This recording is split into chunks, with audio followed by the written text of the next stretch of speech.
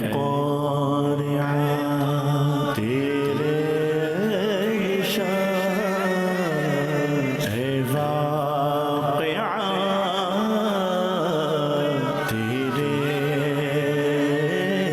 شان۔ الحمدللہ رب العالمین والصلاة والسلام علی سید المرسلین، اما بعد فاعوذ باللہ من الشیطان الرجیم، بسم اللہ الرحمن الرحیم، الصلاة والسلام علیک یا رسول اللہ وعلی آلک واصحابک یا حبیب اللہ، الصلاة والسلام علیک یا نبی اللہ وعلی آلک واصحابک یا نور اللہ۔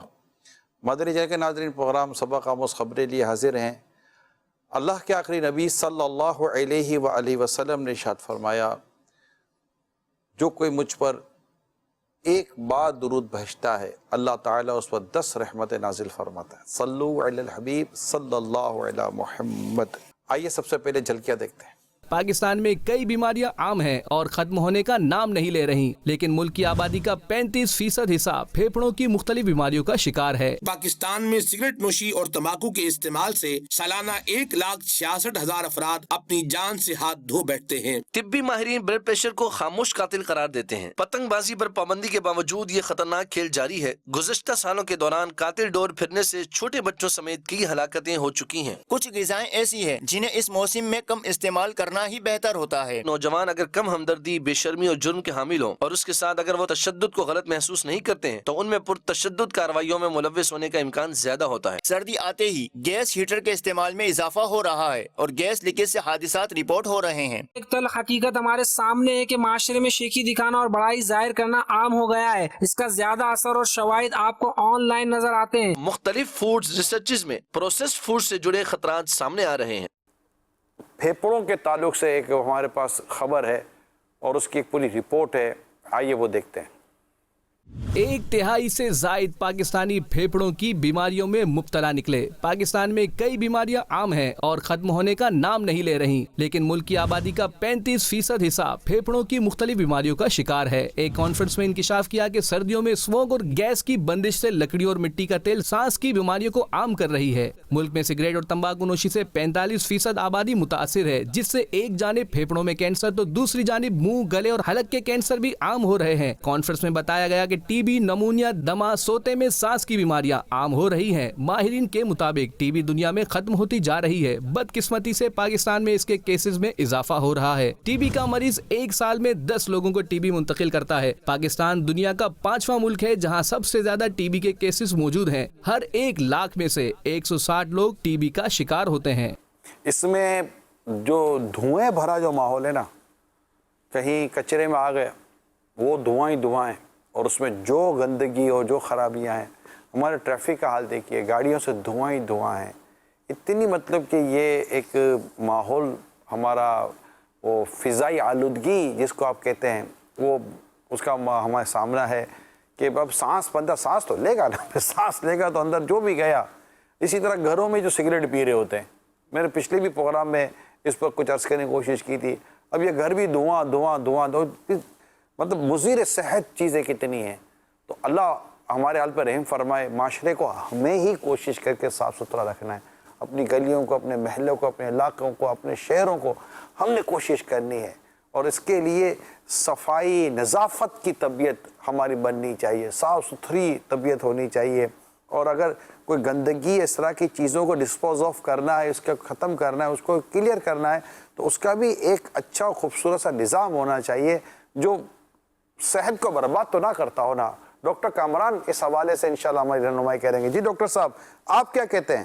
سردیوں کے موسم اسٹارٹ ہوتے ہی جو ہے ایک بہت ہی کامن سی بیماریاں جو سینے کی اور گلے کی بیماریاں عمومی طور پہ پیدا ہو جاتی ہیں، جو کہ ایک وائرل انفیکشن ہوتا ہے جو ایک نارمل روٹین کے بعد، ایک ٹائم پیریڈ کے بعد ختم ہو جاتا ہے۔ لیکن اگر یہی نزلہ زکام اگر بڑھ جاتا ہے تو گلے میں خرابی کا سبب اور بعد میں سینے میں خرابی کا سبب بن جاتا ہے، جو کہ آگے جا کے بہت زیادہ نقصان پہنچاتا ہے۔ دیکھنے میں یہ آتا ہے کہ کچھ لوگ ہوتے ہیں جو افیکٹڈ ہوتے ہیں، کچھ لوگ نہیں ہو پاتے ہیں۔ ان کی جو ڈیفنس میکنزم ہوتا ہے، قوت مدافعت جو ہوتی ہے وہ بہت اچھی ہوتی ہے، جس کی وجہ سے بہت سے لوگ جو بچ جاتے ہیں ان چیزوں سے، اور جن کی سینہ کمزور ہوتا ہوتا ہے پھیپھڑے کمزور ہوتے ہیں تو وہ فوری طور پہ اس چیز کو اڈاپٹ کر لیتے ہیں اور مختلف بیماریوں میں مبتلا ہو جاتے ہیں. بالخصوص جو اسموکرس ہوتے ہیں, سگریٹ پینے والے لوگ ہوتے ہیں یا دوسری چیزیں استعمال کرنے والے لوگ ہوتے ہیں, ان میں یہ سینے کی بیماریاں بڑی عام ہوتی ہیں. کیٹیگریز وائز لیں تو سینے کی بیماری سے اسٹارٹ لیتے ہیں, ایک وائرل انفیکشن ہوتا ہے یا ایک چھوٹا سا سینے کا انفیکشن ہوتا ہے تو وہ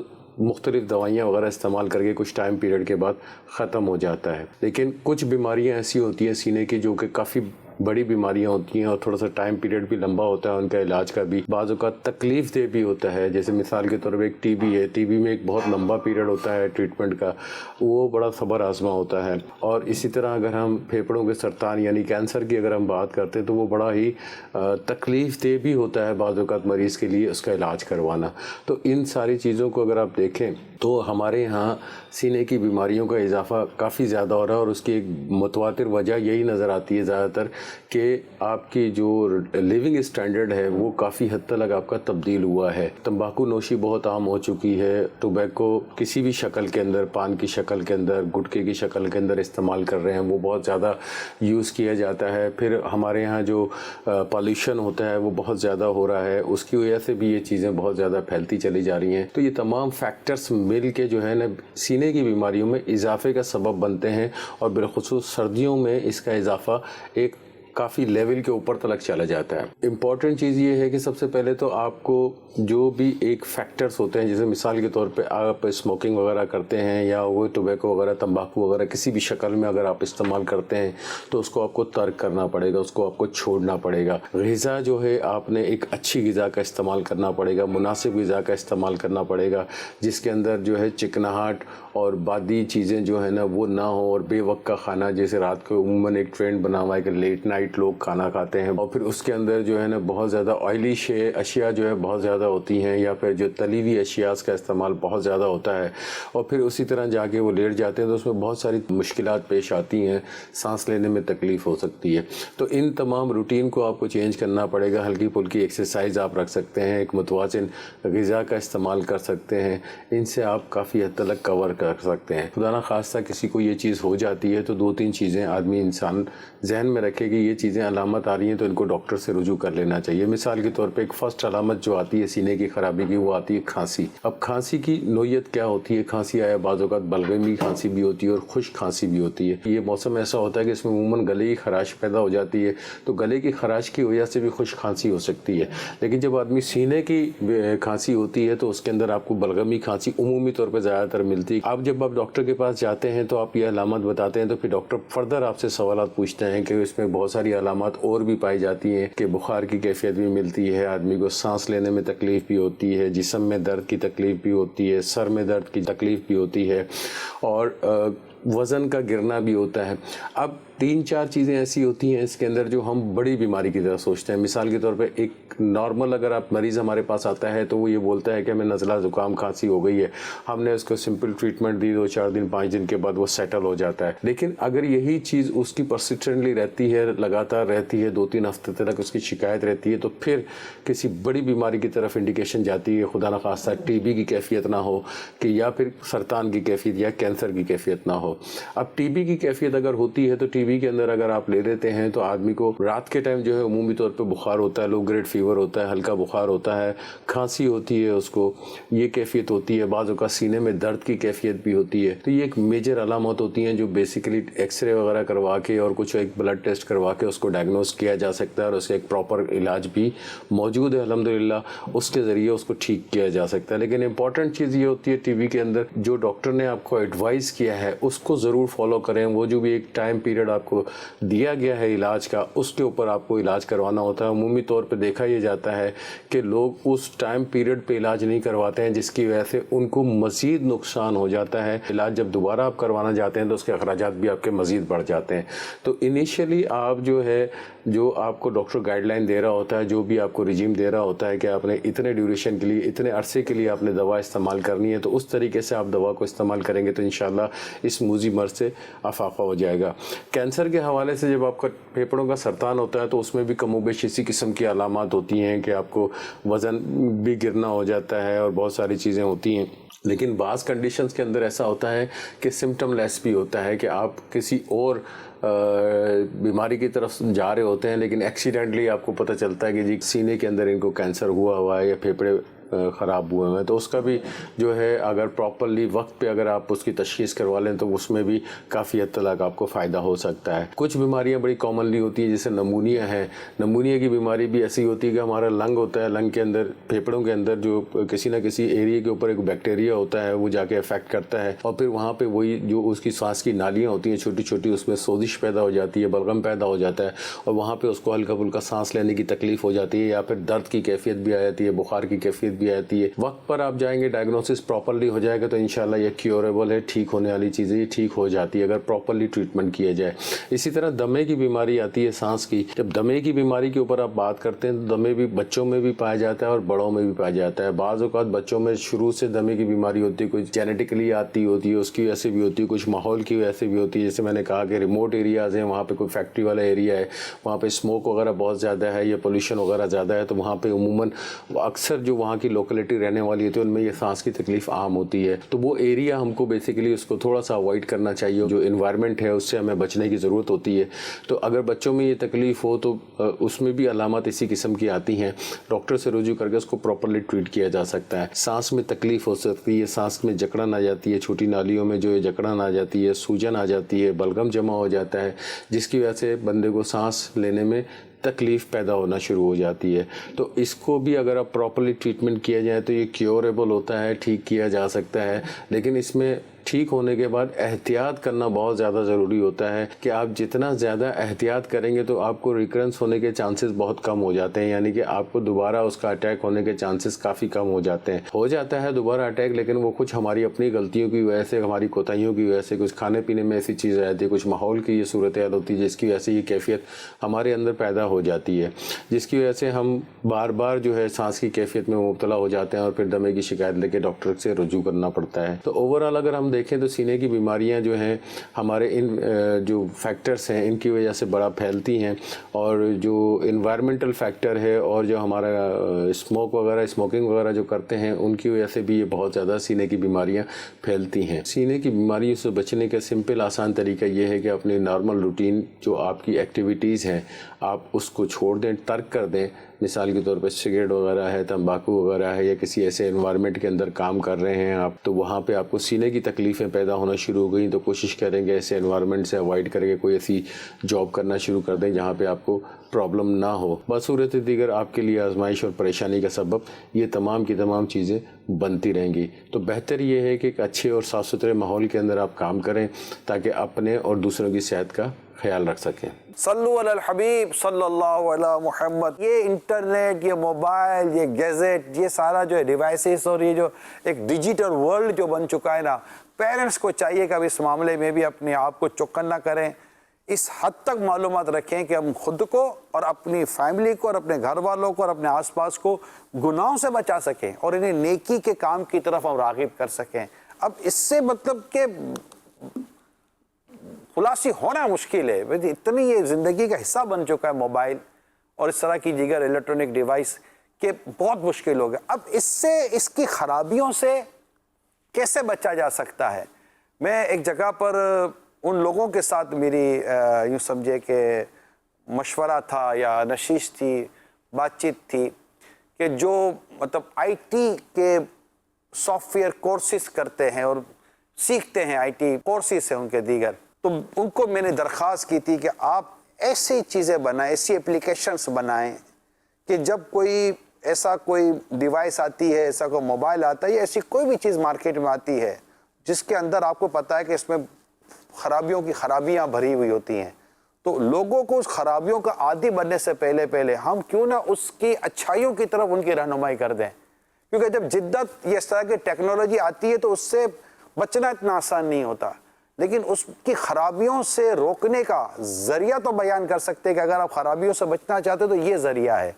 تو اس پر انہوں نے الحمدللہ اتفاق کیا تھا اور انہوں نے کہا تھا یہ پاسبل ہے, اور میں امید کرتا ہوں کہ جس طرح کی ڈسکشن ہوئی تھی انہوں نے اس پر کچھ غور کیا ہوگا. غور کرنے کی بھی اطلاع تھی. اللہ کرے گا تو کوئی پریکٹیکل چیز بھی سامنے آ جائے گی. تو یوں دنیا میں بہت سارے آئی ٹی ایکسپرٹس بیٹھے ہوئے ہیں جو شاید ہو سکتا ہے میری یہ بات سن لیں. یعنی آپ یہ غور کریں کہ اگر کوئی طبقہ گناہوں کی طرف بلانے کے لیے یہ چیزیں بنا رہا ہے تو کیا ہی اچھا ہو کہ کوئی ایسا اللہ کے بندوں کا گروہ, کوئی عاشقان رسول کی کوئی ایسا گروہ ہو جو اللہ کے بندوں کو اللہ کی نافرمانی سے بچانے والے ذرائع مارکیٹ میں لے کر آئے. اور یہ پاسبل ہے, یہ ڈیجیٹل ورلڈ ہے اور بالکل اس طرف بہت تیزی کے ساتھ قوم جا رہی ہے اور یہ بہت بڑا پروفیشن اور بہت کچھ اس میں ہونے کی اطلاعات ہیں. تو اللہ کرے میری یہ بات کوئی کسی کے کانوں میں سے چلی جائے اور وہ اس پر کوئی کام کرنے کی کوشش کریں. ہمارا کام کوشش کرنا ہے, لوگوں تک پہنچانا ہے. اللہ نے چاہا تو اثر بھی آنا شروع ہو جائے گا. صلو علی الحبیب صلی اللہ تعالی علی محمد. سردیوں میں گیس ہیٹر کا استعمال بڑھ جاتا ہے اور اس کی وجہ سے اموات, ہلاکتیں, آزمائشیں, جلنا اور بہت سارے نقصانات کی خبریں آتی رہتی ہیں. تو سب سے پہلے گیس ہیٹر پر آپ کو خبر بتاتے ہیں اور اس کے تعلق سے ایک رپورٹ لیتے ہیں, پھر انشاءاللہ اس پر کچھ عرض کرنے کی کوشش کرتا ہوں. جی. سردی آتے ہی گیس ہیٹر کے استعمال میں اضافہ ہو رہا ہے اور گیس لیکیج سے حادثات رپورٹ ہو رہے ہیں. لہٰذا ہمیں احتیاط کو مد نظر رکھتے ہوئے گیس ہیٹر کا استعمال کرنا چاہیے اور ان اسباب کا جائزہ لینا چاہیے جو گیس ہیٹر کی وجہ سے موت کا سبب بنتے ہیں. گیس ہیٹر ایک سہولت ہے لیکن اس کے ساتھ مختلف خطرات بھی وابستہ ہیں جو کہ حادثات کا سبب بنتے ہیں. کمروں میں تازہ ہوا کی آمد و رفت نہ ہونے کی وجہ سے آکسیجن کی کمی واقع ہو جاتی ہے جس سے سانس لینے میں دشواری, بے ہوشی اور اموات ہو جاتی ہیں. اس کے علاوہ ہیٹر سے گیس کا اخراج دھماکے کا باعث بنتا ہے. اس میں کچھ چیزیں میں بھی مزید آپ کو ایڈ کر دیتا ہوں. جو نوزل جس میں گیس کا پائپ لگتا ہے وہ نوزل جو ہے, جو جس کی جو چابی ہوتی ہے وہ بعض اوقات اتنی لوز ہوتی ہے جس میں لیکیج شروع ہو جاتی ہے, یا جب پائپ جس تار سے باندھا جاتا ہے وہ تار بعض اوقات جو وائرنگ ہوتی ہے وہ وائرنگ بھی بعض اوقات لوز ہو جاتی ہے. کیونکہ عموماً ہو سکتا ہے کہ ایسا بھی ہوتا ہو کہ گھر کے افراد ہی سارا یہ نظام کر لیتے ہوں, لیکن کچھ ایسے کام بھی ہیں جو صرف ماہرین ہی بہتر طریقے سے کر سکتا ہے. ہم کرنے بیٹھتے ہیں تو کر تو ہم لیتے ہیں, ہم لگتا ہے کہ ہم نے کر لیا اور فور دا ٹائم بینگ وہ اتنا بہت بڑا پرابلم آتا نہیں ہے, لیکن گریجولی آہستہ آہستہ وہ چیزیں لوز ہونا شروع ہو جاتی ہیں اور پھر نہ ہونے والے کام ہو جاتے ہیں. تو کئی کام ایسے ہیں جو ان کے ماہرین ہی سے کروانے میں ہی ہمیں فوائد حاصل ہوتے ہیں. یہ الیکٹرکسٹی کے کام ہیں, اس طرح گیس کے کام ہیں, اور بھی کئی مینٹیننس کی چیزیں, چھوٹی موٹی چیزیں آپ اور ہم گھر میں شاید کر سکتے ہیں, لیکن کچھ کام یا چند کام ایسے ہیں تو ہم اس میں ہاتھ نہ ڈالیں کیونکہ ہمیں تجربہ نہیں, آتا ہے, مہارت ہے, ایک الگ بات ہے. تو اب یہ گیس کا کام بھی کچھ اسی طرح کا ہے. تو ایک تو یہ کہ اس کا جو نوزل یا اس کے جو چابی ہے جہاں آپ نے گیس کی سپلائی آ رہی ہے تو اس کا پراپر ہونا بہت ضروری ہے. سیکنڈ, وہ پائپ جس کے ذریعے گیس ہیٹر میں جا رہی ہے وہ پائپ کا آپ جائزہ لیں کہ وہ بعض اوقات کریک ہو جاتا ہے, نہیں کہ پورا سال تو اتنا استعمال ہوا نہیں ہے تو وہ کہیں نہ کہیں سے کریک ہو جاتا ہے, اور اس میں بھی مٹیریل کا بھی پرابلم آتا ہے. اگر مٹیریل کمزور ہوتا ہے تو پائپ کریک ہو جاتا ہے, شاید اتنا اندازہ نہیں ہوتا مگر اس سے گیس لیک ہو رہی ہوتی ہے. اور چونکہ ادھر آگ جل رہی ہے, یعنی ہیٹر میں آگ جل رہی ہے, اور وہ گیس ڈائریکٹلی صرف ہیٹر میں جانے کے بجائے ہلکی ہلکی نوزل سے یا پائپ سے لیک ہونا شروع ہو جاتی ہے جس کا عموماً اندازہ نہیں ہو رہا ہوتا. اور چونکہ وہ بھی تھوڑی وہ بھر اس کے بھرنے کی صورت میں پھر وہ آگ پکڑ لیتی ہے اور خدا نہ خاصہ کو بہت بڑا حادثہ واقعہ ہو سکتا ہے. پھر یہ ہوتا ہے کہ سم ٹائم گیس بند ہو گئی, یعنی گیس کی سپلائی بند ہو گئی. اب گیس کی جیسے سپلائی بند ہوئی تو ہیٹر بند ہو گیا, اب ہیٹر بند ہو گیا تو گیس تو بند ہو گئی, ہیٹر بھی بند ہو گیا. لیکن گھنٹے 2 گھنٹے کے بعد پاسبل ہے کہ سپلائی شروع ہو جائے اور آپ سو رہے ہیں. اب سپلائی تو شروع ہو گئی, گیس تو نکل رہی ہے, لیکن اب وہ ہیٹر تو بند ہے. ہیٹر جلے گا تو وہ گیس کو استعمال کرے گا, آگ استعمال کرے گی. تو اب چونکہ ہیٹر بند ہے, آگ کا استعمال نہیں ہو رہا, تو یوں مطلب کہ یہ نقصان کا اندیشہ ہو جاتا ہے. پھر کمرے میں گیس بڑھ جاتی ہے, چونکہ اس میں کمرہ بند ہوتا ہے چاروں طرف سے سردیوں میں, تو کہیں بھی کوئی آکسیجن وغیرہ کے پھر ایشوز آ جاتے ہیں، جیسا بھی آپ نے سنا تھا. تو اسی طرح کے کئی ایسے ایشوز ہیں جو دیکھے جا سکتے ہیں. ہیٹر کی کوالٹی دیکھیں، ہیٹر کس کوالٹی کا ہے. دنیا کے کئی ملکوں میں میں نے دیکھا ہے کہ وہاں یہ گیس اور آگ کے ہیٹر ہے نہیں. ہیٹر ہیں، بہت سردی ہوتی ہے، انہوں نے بوائلنگ رکھا ہو، یعنی پانی، گرم پانی کا کوئی وہاں سسٹم ہوتا ہے. دیواروں پر ہیٹر لگے ہوئے ہوتے ہیں اور ایک فکس ہیٹر ہوتے ہیں، اور وہ پانی کے بوائلنگ پوائنٹ پر وہ چل رہے ہوتے ہیں. تو وہ ان میں اور ہمارے یہاں جو ہیٹر کا استعمال ہوتا ہے ان میں فرق ہے.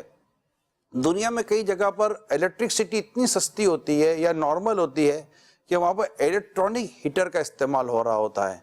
تو وہ ایز سچ فائر نہیں ہوتی، آگ نہیں ہوتی، وہ الیکٹرانک ہیٹر ہوتا ہے اور وہ گرم ہوا دے رہا ہوتا ہے، اور اس سے بھی مطلب کہ ایک یوں طرح کمفرٹیبل چیز پیدا ہو جاتی ہے. لیکن یہ ہر جگہ استعمال ہونا اتنا مشکل ہے کیونکہ یہ آئی تھنک یہ شاید الیکٹرک جو ہے پاور یہ زیادہ کنزیوم کرتا ہے، زیادہ لیتا ہے.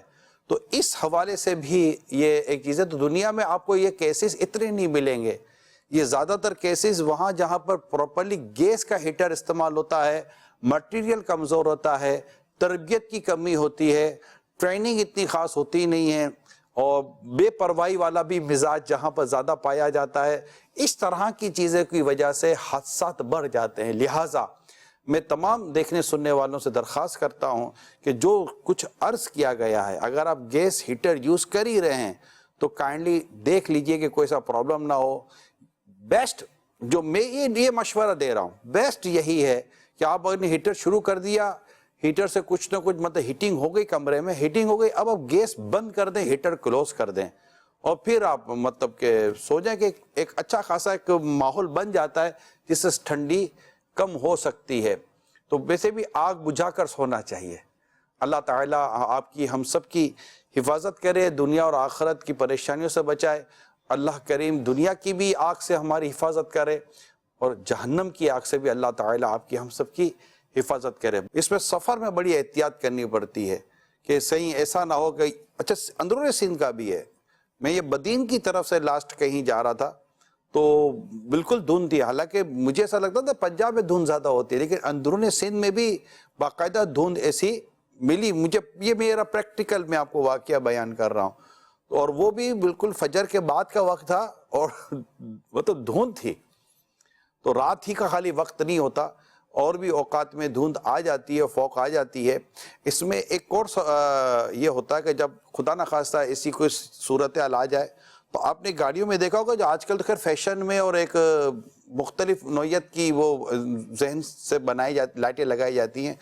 کار کے نیچے فوک لائٹ ہوتی ہے، اس کو فوک لائٹ ہی کہتے ہیں، جو بالکل نیچے کی وہ کی طرف ہوتی ہے، جو نیچے کا جو بمپر ہوتا ہے اس طرف وہ لگتی ہیں. اور وہ فوک لائٹ ہوتی ہے کہ وہ دیتی روڈ کے نیچے کی طرف ہے. اور آپ نے دیکھا ہوگا کہ ٹریک بنے ہوئے ہوتے ہیں، اسپیشلی یلو کلر کے ٹریک بنے ہوئے ہوتے ہیں، روڈ کی سائڈ پہ بنے ہوتے ہیں، بیچ میں بھی بنے ہوئے ہوتے ہیں. اگر ٹوٹل 100% مطلب زیرو نہ ہو، ویزیبل اگر زیرو نہ ہو اور کچھ صورت ہو تو یہ فوک لائٹوں سے آپ کو سڑک پر موجود یہ جو ٹریک ہوتے ہیں نا، اسپیشلی سائڈ کے ٹریک ہوتے ہیں، وہ ٹریک نظر آ رہا ہوتا ہے. پٹے جس کو ہم کہتے ہیں نا، پٹے بنے ہوتے ہیں. پٹوں کی بھی باقاعدہ ایک اس کی بھی ایک سائنس ہے، اس کا ایک ٹریفک کے رولز اگر ہم پڑھتے ہیں تو یہ باقاعدہ یہ ٹریک اور یہ پٹے ہمیں بتاتے ہیں کہ اس کا مقصد کیا ہے. کہیں پر 2 پٹے ایک ساتھ آ جاتے ہیں، کہیں سنگل پٹا ایک ساتھ آ جاتا ہے، ٹریک جس کو کہتے ہیں، سائڈ ٹریک آ جاتے ہیں، کہیں تھوڑا سا اور کشادگی آ جاتی ہے. تو یہ اس سب کی وجوہات ہوتی ہیں، یہ ایسے ہی نہیں بنائے جاتے. ٹریفک کے رولز میں یہ ساری باتیں پڑھنے کو اور سمجھنے کو ملتی ہیں، اور پڑھنا سمجھنا چاہیے. رولز کو سمجھ کے چلیں گے تو بھی بہت سارے حادثات سے ہم بچ سکتے ہیں کہ کہاں پر ہم نے اگر گاڑی آپ کو تیز چلانی ہے تو کس ٹریک پر چلائیں گے، میڈیم چلانی کس ٹریک پر چلائیں گے، سلو چلنا کس ٹریک پر چلائیں گے، ڈبل انڈیکیٹر کا استعمال کب کریں گے، سنگل انڈیکیٹر کا استعمال آپ کب کریں گے، سائیڈ میرر کا استعمال کب کریں گے، بیک میرر کا استعمال آپ کب کریں گے. یہ پوری ایک ٹریفک ایک ڈرائیونگ کی ایک پوری ایک وہ رول ہیں، اس کو سمجھنے کی حاجت و ضرورت رہتی ہے. تو اگر آپ کو ایسی کچھ خدا نخواستہ کوئی دھند کا معاملہ ہو تو اگر فوک لائٹوں کا پراپر استعمال کریں گے تو امید کرتا ہوں کہ پھر فوک لائٹ بھی ہوتی ہے، پھر وہ ہیزٹ لائٹ بھی ہوتی ہے جو ڈبل انڈیکیٹر جس کو ہم کہتے ہیں، اس سے सहूलत हो जाती है और आगे की तरफ ये हादसे से बंदा बच जाता है। बेस्ट वे तो यही होता है कि अगर कोई ऐसी चीज आ जाए रास्ते में और कोई आपको सहूलत मिल सकती है, जैसे हमारे यहाँ भी मोटर वे पर, पाकिस्तान की बात कर रहा हूँ, कई मोटर वे पर हमारी अथॉरिटीज ने ऐसे रेस्ट एरिया बना दिए हैं कि आप गाड़ी को साइड में लेकर आप खड़ी कर दें और वहां पर फिर आप वेट कर लें, आप तो कम खतरा हो जाता उस तरफ। लेकिन अगर कोई मतलब चल पड़ता है यार चलो, देखिए ये वो कहते हैं ना कि हिम्मत और हमाकत के फर्क को समझना बहुत जरूरी है। कुछ चीजें ये हिम्मत नहीं है, हमाकत है। हिम्मत कुछ और शे, हमाकत कुछ और शे, यानी कि बेवकूफी वाला काम नहीं करना चाहिए। तो जहां मतलब हमें लगता है कि अभी रुक जाना चाहिए या जदवल कैंसिल कर देना चाहिए, स्केड्यूल कैंसिल कर देना चाहिए, फ्लाइटें कैंसिल हो जाती हैं, ट्रेनें कैंसिल हो जाती हैं और दुनिया भर में हो रहा होता है। तो आप भी थोड़ा कैंसिल कर देंगे, 2-3 दिन के बाद कर लेंगे या नेक्स्ट टाइम कोई तय कर लेंगे। जान है तो जहान है, अपनी हिफाजत की फिक्र करें। आपका हादसा औरों का हादसा बन सकता है, आपका हादसा आपकी पूरी फैमिली का भी हादसा बन सकता है। अल्लाह ताला आपकी मेरी हम सब की हिफाजत करे। सर्दियों की बात चल रही है तो सर्दी और ग़िज़ाएं, इसका भी एक बहुत ही एक वजह से यूँ कहते हैं कि जब सर्दी आती है तो हम नॉर्मल कपड़ों से भी बाहर निकलते हैं, मोटे कपड़े पहनते हैं, स्वेटर पहनते हैं, जर्सी पहन लेते हैं, जैकेट पहन लेते हैं, लॉन्ग कोट पहन लेते हैं, मतलब बहुत सारी चीज़ें होती है। लोग टोपियाँ पहन लेते हैं, शॉक्स पहन, मोज़े पहन लेते हैं। तो ये सारी चीज़ें, इनकी जो जुराबें होती है, शॉक्स होते हैं, वो भी मोटे ले लेते हैं। तो बहुत सारी चीज़ें चेंज हो जाती हैं सर्दियों में। इसी तरह सर्दियों में ग़िज़ाएं भी बदल जाती हैं। ग़िज़ाएं बदलना सर्दियों में ये भी बहुत ज़रूरी होता है। हम गए कुछ भी तो ये नहीं है, मौसम बदला है तो कुछ तो बदलेगा ना। आपका लिबास बदला है, आपने वो रज़ाई ले ली है, ब्लैंकेट ले ली है। आम दिनों में तो नहीं ले रहे थे, एक नॉर्मल चादर ओढ़कर बंदा सो जाता है। एसी आपके बंद हो गए, पंखे आपके बंद हो गए, इतना बड़ा चेंज आया तो ग़िज़ाओं में भी तो चेंज आएगा, नहीं आएगा? सर्दी है, इस पर आइए रिपोर्ट देखते हैं। सर्दियों में कौन सी ग़िज़ाएं खानी चाहिए और कौन सी नहीं। मौसम सरमा में जहां हमें ठंडी हवाओं और सर्दी से अपने हाथों, पैरों और जिस्म को बचाने के लिए ऊनी मलबूसात का सहारा लेना पड़ता है, वहीं ग़िज़ा और खुराक में भी तब्दीली जरूरी होती है। हम मौसम सरमा में बहुत सी बेहतियाती कर बैठते हैं जो हमें नुकसान पहुँचा सकती है। कुछ ग़िज़ाएं ऐसी है जिन्हें इस मौसम में कम इस्तेमाल करना ही बेहतर होता है। सर्दी में नुकसानदेह ग़िज़ाएं, दूध से बनी मसनूआत। अगरचे दूध को मुकम्मल ग़िज़ा माना जाता है, मगर मौसम सरमा में बेहतर यही है कि इसका इस्तेमाल कम कर देना चाहिए। माहिरीन के मुताबिक दूध बलगम का बाइस बनता है जो गले में खराश को बढ़ाने का सबब बन सकता है। सुर्ख गोश्त और अंडे, ये दोनों चीजें प्रोटीन के हुसूल का बेहतरीन जरिया है, मगर बहुत ज्यादा प्रोटीन गले में मवाद के इज्तिमा का बाइस बन सकता है। खास तौर पर प्रोसेस गोश्त या ज्यादा चर्बी वाला गोश्त मसले का बाइस बन सकता है, जबकि मछली और मुर्गी निस्बतन बेहतरीन ऑप्शन है। तली हुई ग़िज़ाएं, डीप फ्राई ग़िज़ाएं ट्रांस फैट से भरपूर होती है और ग़िज़ाई फायदा जिस्म को पहुँचाने के बगैर ही कैलोरीज की मजमूई मिकदार को बढ़ा देती है। इस तरह की ग़िज़ाएं बदहज़मी या मैदे के दीगर मसाइल का बाइस बन सकती है। दूसरे मौसम के फल, कभी भी ऐसे फल को इस्तेमाल ना करें जो किसी और मौसम का हो, क्योंकि वो ताज़ा नहीं होता और बीमारी या तिब्बी मसाइल का बाइस बन सकता है। इसकी जगह ज्यादा तुर्श फल जैसे माल्टे, कीनू वगैरह का इस्तेमाल करें। तिब्बी माहिरीन का मानना है कि मौसम सरमा में ज्यादा मीठा खाना जिस्मानी दिफाई निजाम को कमजोर कर सकता है, जो मुख्तलिफ अमराज के लिए जिस्म को आसान शिकार बना देता है। फायदेमंद ग़िज़ाएं, सर्दियों के मौसम में नज़ला, जुकाम, खांसी और फ्लू जैसी बीमारियां आम हैं। तिब्बी माहिरीन का कहना है कि चिकन सूप, रसदार फल, लहसुन, प्याज, अदरक, मछली और काली मिर्च का खाने में इस्तेमाल मज़कूरा बीमारियों से बचने के लिए इंतहाई मुफीद है। मौसम सरमा की रिवायती बीमारियों से बचने के लिए कुछ ग़िज़ाएं ऐसी हैं जिन्हें रोजमर्रा ग़िज़ा में शामिल करके सर्दियों में उन बीमारियों से महफूज रहा जा सकता है, जिनमें काबिल जिक्र चिकन सूप या मुर्गी का शोरबा है। सर्दियों के फ्रूट्स मौसमी, माल्टा, कीनू वगैरह एंटीऑक्सीडेंट खूबियों से भरपूर होते हैं और इनमें शामिल विटामिन सी सर्दियों में हमारी सेहत के लिए इंतहाई मुफीद है। लिहाजा इन फ्रूट्स को अपनी रोजाना की खुराक का हिस्सा बनाएं और सिट्रस फ्रूट्स के साथ टमाटर, सुर्ख मिर्च, आलू और शकरकंदी को भी अपनी खुराक का हिस्सा बनाएं।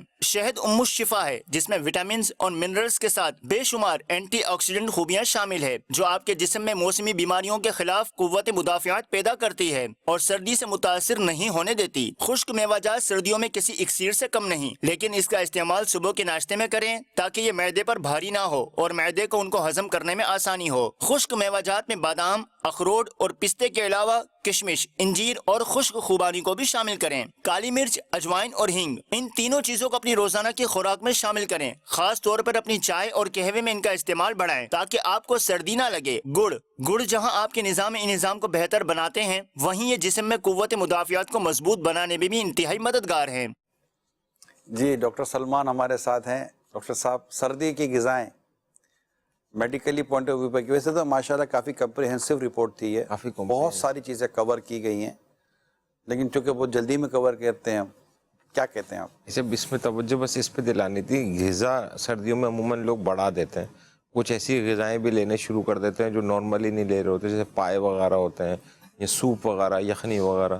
تو اپنی ایج اور اپنا وزن اور اپنی ایگزسٹنگ کنڈیشن، ڈائبٹک ہیں، ہائپرٹینسو ہیں یا اس طرح کوئی بیماریاں ہیں، ان چیزوں کو دیکھتے ہوئے اپنی غذاؤں کو پھر تبدیل کیا جائے گا، ورنہ ایک پیٹرن چلا ہوا آ رہا ہوتا ہے کہ یہ آتا ہے سیزن تو یہ غذائیں استعمال ہو رہی ہوتی ہیں۔ مطلب یہ جو کچھ بیان ہوا اس پر بھی ڈاکٹر سے ایڈوائس کے بعد آگے بڑھا جائے۔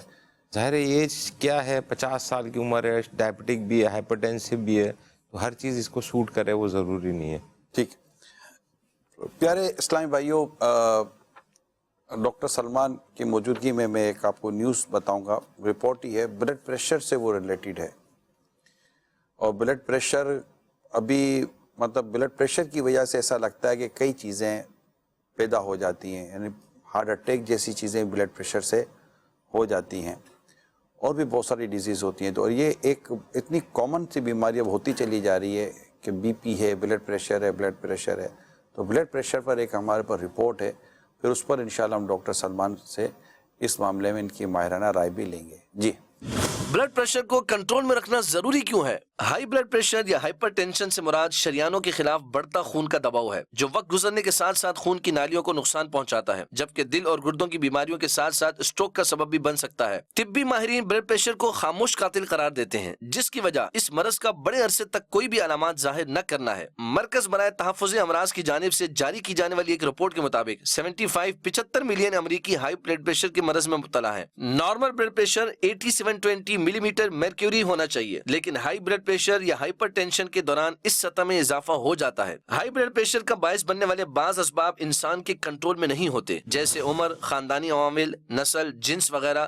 لیکن کچھ عوامل ایسے بھی ہیں جو انسان کے کنٹرول میں ہیں، جیسے ورزش کرنا اور بہتر غذا۔ آئیے آج بات کرتے ہیں کچھ ان طریقہ کار کی جن کے ذریعے بلڈ پریشر کی سطح کو معمول پر رکھا جا سکتا ہے۔ بڑھتے وزن پر کنٹرول۔ وزن میں کمی لانا بلڈ پریشر کو کنٹرول کرنے والے سب سے مؤثر طریقوں میں سے ایک طریقہ ہے۔ باقاعدگی سے ورزش۔ ہائی بلڈ پریشر کے مریضوں کے لیے ضروری ہے کہ وہ ہفتے بھر میں 150 منٹ اور دن بھر میں 30 منٹ جسمانی ورزش کے لیے مختص کر دیں۔ متوازن غذا۔ بلڈ پریشر کو کنٹرول میں رکھنے یا بڑھانے میں غذاؤں کا کردار بے حد اہم ہے، اس لیے ایسی غذائیں جن میں پوٹاشیم، میگنیشیم، فائبر کے ساتھ سوڈیم کی کم مقدار ہو، وہ بلڈ پریشر کم کرنے میں مددگار ثابت ہو سکتی ہیں۔ ان غذاؤں میں ہرے پتوں والی سبزیاں، لہسن، چقندر، گاجر، اور پھلوں میں کیلا، تربوز، اسٹرابری اور بلو بیریز، جبکہ خشک میوہ جات میں پستہ شامل ہے۔ اس کے علاوہ زیتون کا تیل، بغیر بالائی والا دودھ اور دہی کا استعمال بھی مفید ہے۔ جی ڈاکٹر صاحب، جیسے بلڈ پریشر کے حوالے سے جیسے اس میں بیان کیا گیا ہے کہ سائلنٹ کلر عموماً اس کو بولتے ہیں، خاموش قاتل۔ باڈی کے اندر جو بلڈ پریشر بڑھ رہا ہوتا ہے، اس کی میجر علامات تو یہ ہوتی ہیں، جیسے جو اسموکنگ کی جس کو عادت ہوتی ہے، چائے کا زیادہ استعمال کر رہے ہوتے ہیں، وزن جن کا زیادہ بڑھا ہوا ہوتا ہے، اور ایج فیکٹر کے ساتھ اور پان گٹکا وغیرہ کا استعمال کر رہے ہوتے ہیں، تو ان کے اندر بلڈ پریشر کے بڑھنے کے چانسز ہوتے ہیں۔ لیکن ایک چیز اس میں قابل غور یہ ہے کہ بلڈ پریشر کانسٹنٹ موڈیلٹی نہیں ہے، مطلب ہر وقت 120/80 بلڈ پریشر ضروری نہیں ہے کہ وہ رہے، فلکچویٹ کرتا رہتا ہے، اوپر نیچے ہوتا رہتا ہے، تو اس کو مانیٹر رکھنا ہوتا ہے گا۔ اور عمومی طور پہ جس پہ توجہ دلانی ہے وہ یہ، ونس اگر ڈائگنوز ہو گئے بلڈ پریشر کا مریض، تو اس کا مطلب یہ نہیں ہے کہ آپ نے احتیاطیں چھوڑ دینی ہے، کیونکہ ڈاکٹر تو دوائیاں لکھ دیتا ہے، دوائیاں اپنی جگہ کام کر رہی ہوتی ہیں۔ آپ نے سنا بھی ہوگا کہ بلڈ پریشر کنٹرول نہیں ہو رہا، اب وہ ایک دوا سے نکل کے دوسری دوا پہ جا رہے ہوتے ہیں۔ جب تک کہ احتیاطیں جیسے وزن کا کم کرنا، غذا کے اندر لائف اسٹائل موڈیفیکیشن، اس میں بہت ساری چیزیں اس میں شامل ہیں، جیسے دن میں کم و بیش 30 منٹ ایکسرسائز کرنا یا واک کرنا، نمک کی کم استعمال کرنا، وزن کا کم کر جانا، اور غذا کے اندر اپنی گریجولی کم کرنا، اس کے ساتھ اگر آپ بلڈ پریشر کی میڈیسن بھی لیں گے تو یہ جا کے جب کنٹرول ہوگا. یعنی بندہ میڈیسن لیتا رہے اور اس کے جو احتیاطیں ہیں یہی ہے. اس کو اگر نہ لفٹ کرائے جی تو محض میڈیسن دوائی لینے سے بلڈ پریشر کنٹرول ہو جائے یہ ضروری نہیں ہے. نہیں, ہمیں کمپلیکیشن آتی اور کمپلیکیشن آ سکتی ہیں. اس میں اسٹروک ہے, فالج ہے جو ہمیں ہاسپٹل کے اندر ہمیں ملتا ہے. تو بلڈ پریشر کی مریض بھی دوا کھا رہا ہوتا ہے لیکن وہ اسکپ ڈوز کا بھی بہت پرابلم ہوتا ہے. پیشنٹ خود ڈائگنوز کر لیتا ہے کہ آج میرا بلڈ پریشر ٹھیک ہے تو آج میں دوا لے رہا ہوں. نہیں, اچھا. تو دوا اگر ونس آپ نے شروع کر دی تو دوا آپ پابندی کے ساتھ استعمال کریں, اپنی مرضی کے ساتھ دوا بند نہیں کریں. اور پھر یہ عموماً جب فالج کا پیشنٹ جب ہاسپٹل میں آتا ہے نا, ہم جب اس کو ایویلیویٹ کرتے ہیں یا ہسٹری لیتے ہیں تو اس میں یہی مل رہا ہوتا ہے کچھ دنوں سے بلڈ پریشر صحیح تھا تو اس نے دوائی چھوڑ دی, دوا بند کی. ڈاکٹر صاحب دوائی جو چھوڑ دیتے ہیں اسپیشلی بی پی کے مریض, جی تو جیسے ہم نے میڈیکلی طور پر سنا ہے کہ ایک بار بی پی کی بلڈ پریشر کی دوائی شروع ہو جائے اس کے بعد اس کا چھوٹنا اتنا آسان نہیں ہوتا. یعنی اس کی باقاعدہ ایک ہے ہسٹری ہے کہ اس کو لے کر چلنا پڑتا ہے. ڈوز کم زیادہ کیے جا سکتے ہیں لیکن میڈیسن بند ہونا اتنا آسان نہیں ہوتا. نہیں, ایسا ویسا نہیں ہے. تو لوگ جو میڈیسن بند کر دیتے ہیں without any advice of doctor, تو اس معاملے میں آپ کیا کہتے ہیں؟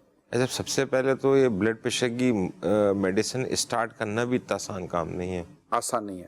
ڈاکٹر بھی اتنے آسان, کارڈیولوجسٹ ہوتا ہے اس کی بھی پوری ایویلیویشن ہوتی ہے, ہسٹری ہوتی ہے, اس کے بعد جا کے بلڈ پریشر کی میڈیسن پرسکرپشن کے اوپر آتی ہے. ونس پرسکرپشن کے اوپر یہ میڈیسن آ گئی اور آپ نے احتیاطیں رکھیں, اور یہ ریکمینڈ کیا جاتا ہے کہ صبح دوپہر شام کی آپ اپنی ریڈنگ مانیٹر گھر میں اسفگما میٹر رکھ لیں.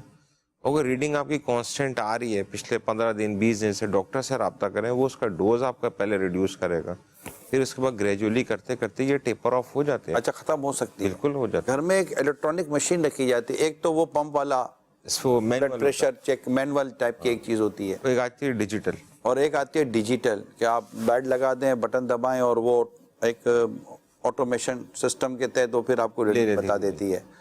تو اس میں کچھ فرق پایا جاتا ہے.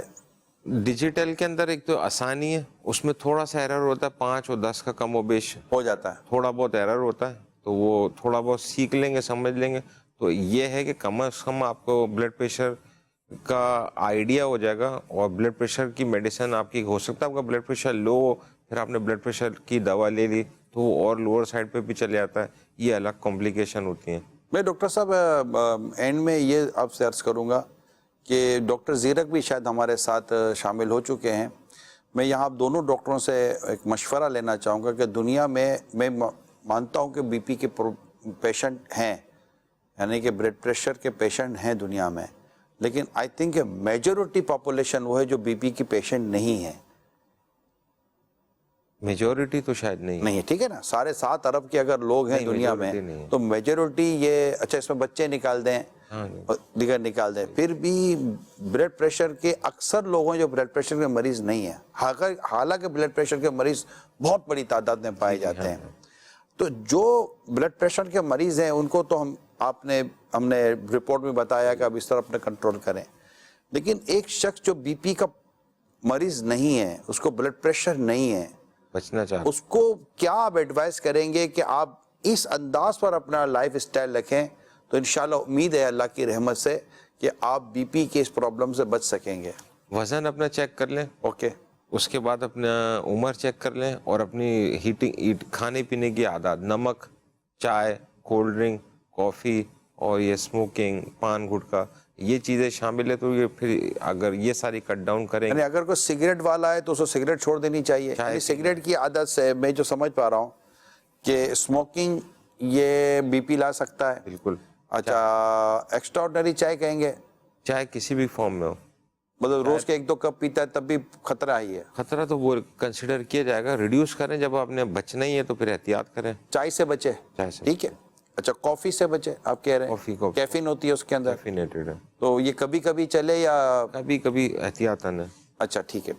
اچھا, آپ کہہ رہے ہیں کہ نمک, مسالہ, زیادہ نمک نہ ہو, یعنی کہ نمک ہاں کم, بہت مطلب بالکل نارمل سائڈ پہ جائے نمک, مسالہ لو سائڈ پہ نمک ہو, یہی ہے, لو سائڈ پہ نمک ہو. اور دوسرا آپ کیا کہہ رہے ہیں؟ مسالہ اور گوشت، چکنائی، चिकनाई से बचे, इससे है यानी कि ब्लड में से चिकनाहट पैदा ना होने दे, بالکل بالکل، और अपनी नसों और वेन के अंदर उसके अंदर भी कोई मतलब कंजेस्टेड वो ना हो जाए. جیسے نالیوں کے اندر جم جاتا ہے، پلاک بن جاتا ہے. अपना यूरिक एसिड कंट्रोल रखे. بالکل یہ مانیٹر رکھنا ہے، अच्छा, ट्राइग्लिसराइड भी कंट्रोल रखे. یہ بھی مانیٹر رکھنا ہے. अच्छा, अपना कोलेस्ट्रॉल भी कंट्रोल रखे. Lipid profile that mean lipid profile अपना ये प्रॉपर ही कराता रहे ताकि इसके हमें रीडिंग आती रहे. جی ہے. हर 6 महीने में एक बार आप रिकमेंड करते हैं नॉर्मल आदमी को लिपिड प्रोफाइल, یا 12 महीने में 8 6 مہینے میں 40 سال کی ایج اوپر ہو جائے تو کم 6 مہینے میں یہ ایک دفعہ کرا ایک بار لیپڈ پروفائل کرا لے, جس سے 12 گھنٹے کی فاسٹنگ ہے, یعنی 12 گھنٹے تک آپ کچھ نہ کھائیں. یہ کوئی بہت ہیوج ٹیسٹ نہیں ہے, یہ میں آپ کو بھی مشورہ دوں گا ڈاکٹر صاحب کی موجودگی میں کہ ہر 6, یعنی آپ نارمل ہیں تو ہر 6 مہینے میں 6 منتھ یعنی سال میں 2 دفعہ ہو جائے گا نا, ٹوائس اے ایئر ہو جائے گا, تو آپ لیپڈ پروفائل اپنا کرا لیں. اس میں آپ کا کولیسٹرول بھی آ جائے گا اور آپ کا ٹرائگلیسرائڈ بھی آ جائے گا, آپ کا یورک ایسڈ بھی آ جائے گا. یہ ساری چیزیں آپ کی اس میں آ جاتی ہیں. ٹھیک ہے ڈاکٹر صاحب, اس کے ساتھ ساتھ آپ شوگر کو بھی ساتھ ایڈ کر لیں. جب آپ فاسٹنگ کر رہے ہیں کہ اس میں 12 گھنٹے آپ کو کھانا پینا بھی نہیں ہے ڈاکٹر صاحب, پانی پی سکتے ہیں, پانی پی سکتے ہیں لیکن کھانا نہیں کھا سکتے. کھانا نہیں, فاسٹنگ. ٹھیک ہے, فاسٹنگ ہے تو آپ کھائیں گے نہیں, لیکن چائے بھی نہیں پی سکتے ڈاکٹر صاحب. نہیں, چائے بھی نہیں پی سکتے, صرف پانی پیئیں گے ڈاکٹر صاحب. چائے میں تو ویسے ہی احتیاط کروا رہے ہیں. ٹھیک ہے, آپ نے احتیاط کا فرما دیا. تو اب یہ بھوکا رہنا ہے آپ نے 12 گھنٹے اور 12 گھنٹے. اچھا, یہ مجھے یاد پڑتا ہے کہ 12 گھنٹے سے زیادہ اوور بھی نہ ہو جائے. زیادہ نہیں, ہاں, 12 گھنٹے 13 گھنٹے کے 8 اور 12 کے بیچ, 8 اور 12 گھنٹے کے بیچ میں 8 اور 12 گھنٹے کے بیچ میں سیمپل دے سکتے ہیں. سیمپل دے سکتے ہیں ڈاکٹر صاحب, مطلب 10 گھنٹے اگر ہو گئے تو سیمپل جا سکتا ہے, اس میں کوئی وہ ایشو نہیں ہے. 12 گھنٹے سے زائد نہیں, 12 گھنٹے سے اوپر نہ ہو. اوکے, تو یہ کرائیں انشاءاللہ. اس میں آپ اس میں سیرم کریاٹینائن کو بھی ڈاکٹر صاحب اگر ایڈ کر لیں تاکہ گردوں کے تعلق سے بھی مانیٹرنگ. پورا ایک ٹیسٹ آتا ہے UCE کے نام سے, UCE, تو اس میں پھر سارے پورے کڈنی فنکشن کم و بیش آ جاتے ہیں تو ایویلویشن. UCE کرا لیں, یہ کرا دیں, یہ اسی بلڈ میں چلا جائے گا, اسی سیمپل سے چلا. یعنی یہ جو سیمپل آپ کا بلڈ کا جا رہا ہے اس کو اب یہ جو میں کہہ رہا ہوں کہ ایک بلڈ سیمپل آپ کا جائے گا. آئی تھنک 2 اس میں بوٹل چھوٹی چھوٹی سی جو بلڈ کا سیمپل جس میں جاتا ہے وہ 2 ہوں گی, ایک ہی سیرین میں کام ہو جائے گا 1 ٹائم میں. تو اس میں آپ کا لیپڈ پروفائل ہو جائے گا اور اس میں ٹرائگلیسرائڈ بھی آ جائے گا, یورک ایسڈ بھی آ جائے گا رائٹ, اور ساتھ آپ کہتے ہیں بھائی شوگر بھی ڈال دیں, شوگر ڈال دیں. UCE, urea creatinine electrolyte, urea creatinine electrolyte. Okay, تو یہ آپ کا ہو جائے گا. ٹھیک ہے, تو اس سے انشاءاللہ گردے کی بھی آپ کی مانیٹرنگ ہو جائے گی, ہارٹ ڈیزیز کے تعلق سے بھی آپ مطلب کہ اس میں ہو جائے گا, شوگر کے تعلق سے بھی ہو جائے گا. تو یہ ہر 6 مہینے میں نارمل جو ہیں جن کو بیسیکلی جو دیکھتے ہیں کہ ہم کو اتنا ہمیں پرابلم نہیں ہے تو یہ آپ کرا لیا کریں. اور اگر بالفرض خدا نہ خواستہ کوئی چیز نکل آئے تو ڈاکٹر صاحب پھر آپ ہر 3 مہینے کہیں گے. نکل آئے تو اس کا پرہیز کریں اور ہر 3 مہینے میں اس کو مانیٹر کریں اور ڈاکٹر سے اپنے رابطہ لازمی کریں. تو یہ اس کو آپ یاد کر لیں. میں تمام تر جتنے بھی دیکھنے سننے والے ہیں, میل فیمیل, میں سب کو عرض کر رہا ہوں پلیز اس کو لائٹ نہ لیں. نہ کرانے کی صورت میں تکلیف زیادہ ہو سکتی ہے. یعنی ابھی آپ نارمل ہیں, گھر میں ہیں, آپ کو نہیں لگتا کہ آپ کو کچھ ہے, اللہ آپ کی ہم سب کی حفاظت کرے. ٹھیک ہے, اب چیزیں دبی ہوئی ہوتی ہیں, خدا نہ خاصا کسی نے بھی اٹیک کیا اور ہاسپٹل چلے گئے, اب ہاسپٹل جا کے سارے ٹیسٹ ہونے ہیں, پھر آپ کیا کریں گے؟ تو ہاسپٹلائز ہونے سے پہلے اگر گھر پر احتیاطیں کر کے یہ ٹیسٹ کا نظام آپ بنا لیتے ہیں. یہ پاکستان میں شاید 1500-2000 سے اوپر کا ٹیسٹ نہیں ہے جو میں نے ابھی آپ کو بیان کیا ہے, نہیں ہے, اسے 1500-2000 سے اوپر کا یہ ٹیسٹ نہیں ہے, کسی کے اندر یہ ٹیسٹ ہو جاتے ہیں. تو اب 6 مہینے میں 1500-2000 روپے کا آپ ٹیسٹ کروا لیتے ہیں تو انشاءاللہ امید ہے کہ اس سے آپ کو بہت سارے پریشانیوں سے بچنے کی موقع ملے گا. اور اگر خدا نہ خواستہ شوگر, کولیسٹرول یا اس طرح کی چیزیں آ جاتی ہیں تو پھر آپ ڈاکٹر سے مشورہ کر اس کو کیسے کنٹرول کرنا ہے یہ آپ اللہ نے چاہ تو کر لیں گے. یہ پلیز اس کو سیریس لیجئے گا, میری آپ سے درخواست ہے. اللہ ہم سب کو صحت و تندرستی کے ساتھ جینا نصیب فرمائے اور ہم اس جینے میں اس رب کریم کی خوب عبادت کر کے اس کو راضی کرنے میں کامیاب ہو جائیں. ڈاکٹر صاحب بات سگریٹ کی بھی چلی تھی, سگریٹ بھی چھوڑ دیں, ٹوبیکو سے بھی پرابلم ہو سکتا ہے. ٹوبیکو کو, سگریٹ میں ٹوبیکو ہی ہے لیکن یہ گٹکا, پان, یہ ساری چیزیں چھوڑیں تو انشاءاللہ. پان गुटखा सिगरेट ये भी बहुत नुकसानदेह। इस वक्त सिगरेट की वजह से जो इश्यूज आ रहे हैं, आइए उसकी पहले एक रिपोर्ट देखते हैं। तंबाकू नोशी और ज़ियाबतीज़ पाकिस्तान में सालाना 5,66,000 अफराद की हलाकत का सबब बन रहे हैं, जबकि इसके नतीजे में सालाना 2 लाख से ज्यादा अफराद टांगे कटने के नतीजे में माजूर हो जाते हैं। तिब के माहिरीन ने कहा है कि पाकिस्तान में सिगरेट नोशी और तंबाकू के इस्तेमाल से सालाना 1,66,000 अफराद अपनी जान से हाथ धो बैठते हैं, जबकि ज़ियाबतीज़ के नतीजे में सालाना 4 लाख अफराद जान बहक हो रहे हैं। ज्यादा खतरे की बात यह है कि ज़ियाबतीज़ के मर्ज में मुब्तला अफराद जो सिगरेट पीते हैं उनमें टांगे कटने की शरह बहुत ज्यादा है, और अगर ऐसे अफराद दिल के दौरे और फालिज से भी बच जाएं तो उनमें टांगे कटने का खतरा बहुत ज्यादा होता है। यूरोप में ज़ियाबतीज़ के मरीजों में पाँव के जख्मों की शरह महज 2% है, जबकि पाकिस्तान में पाँव के जख्मों की शरह 10% से जायद है। माहिरीन सेहत ने शुगर के मरीजों को मशवरा दिया है कि वो रोजाना अपने पैरों का मुआयना करें, नाखूनों को काटने की तरबियत हासिल करें, नंगे पैर चलने से गुरेज करें ताकि पैरों को जख्मों से बचाया जा सके। पाँव के ताल्लुक से बहुत एहतियात करनी पड़ती है कि पाँव की वजह से समटाइम बहुत सारे इश्यूज पैदा हो जाते हैं। हम बाज़ वक़्त केयर नहीं करते। मैं ये समझता हूँ कि शायद इस तरह की एहतियात भरी ज़िंदगी का हमारे शायद करिकुलम में भी कोई हिस्सा नहीं है। यानी हमारी जो तालीमी इदारे हैं इसमें सेहतमंद रहने के ताल्लुक से, एक मेडिकली गाइडेंस होने के ताल्लुक, यानी कि तिब्बी तौर पर एक गाइड किया जाए इसके ताल्लुक से कि किन किन चीज़ों से आप बीमार हो जाते हैं खाने पीने के ताल्लुक से, और जिस्मानी तौर पर कहाँ किस तरह आपको एहतियातें करनी है उसके ताल्लुक से कोई प्रॉपर गाइडेंस नहीं। आपको टीचर या कोई उस्ताद अलग से कोई अपनी एक्सपर्टीज़ के साथ या अपनी कोई दर्द के साथ कोई इस तरह की चीज़ें डिलीवर करे तो हो जाता है। और वेरी सॉरी टू से, माजरत चाहता हूँ, घरों में भी ये माहौल नहीं होता।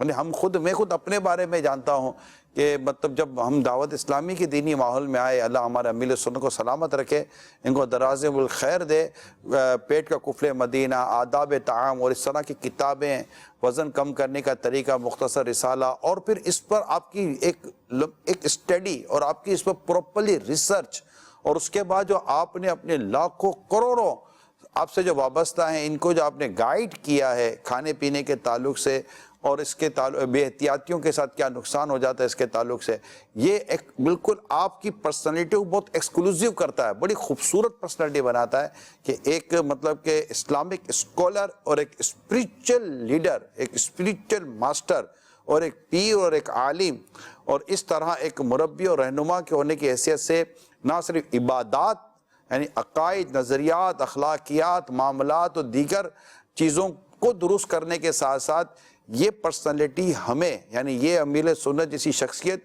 हमें बाकायदा सेहतमंद रहने का जो उसूल देती है।